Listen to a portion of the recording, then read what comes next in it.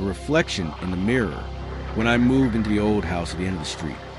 I never imagined that the decision would change my life forever. It was an old building, one of those with a gloomy and mysterious air, but the price was low enough to ignore the realtor's warnings. No one wanted to live there, and that was more than obvious.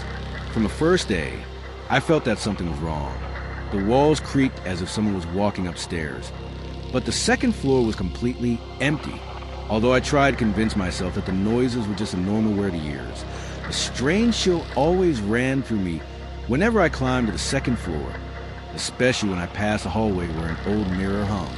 The mirror, from the very first moment I saw it, its surface reflected something more than just my image. There was a shadow behind me, something I couldn't make out clearly, but it was there, lurking. I ignored it for the first few days, convinced that it was just my mind playing tricks. But the nights in the house were unsettling. The noises increased, doors closed by themselves, and always at the end of the hall, the mirror's reflection showed me something that couldn't possibly be real. One night, as I was preparing to sleep, I heard footsteps near me. I thought it was my imagination, but when I glanced back at the mirror, something had changed. It wasn't just my reflection and the vague shadow anymore. Now there was a figure that didn't belong to me. It was a man with a pale face, hollow eyes, staring at me. Terror paralyzed me. I tried to look away, but something kept me there, staring at that reflection, which was no longer just a reflection. Suddenly, the figure smiled. A chill ran down my spine. I couldn't move, I couldn't scream. The man began to make a gesture with his hand, as if beckoning me. Something inside me told me I had to approach, that I shouldn't look away, that I should follow the call. I stepped closer to the mirror, and that's when I understood the horrible truth. It wasn't me who was seeing my reflection. It wasn't my face that was reflected in the glass. The man had been me, but not the me I knew.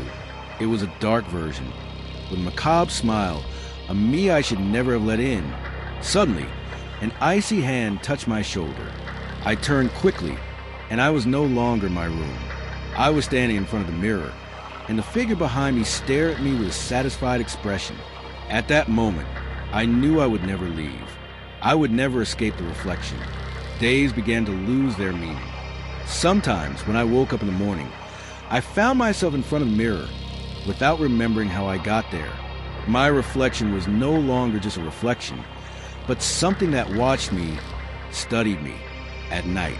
I could feel its eyes fixed on me as I tried to sleep, as if waiting for the right moment to take me completely.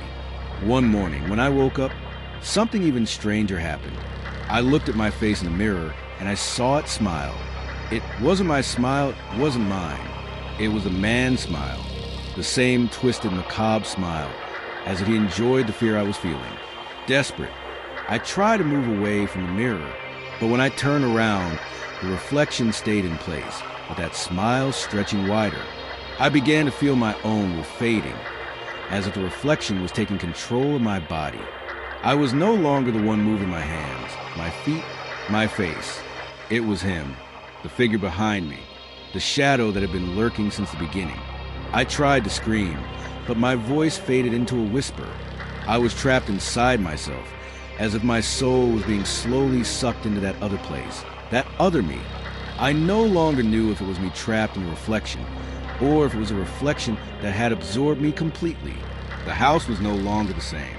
The strange noises had intensified. The footsteps on the upper floor had become frantic, and the wind passing through cracks in the walls whispered names I couldn't understand. Every corner seemed saturated with that same presence that now shared my being.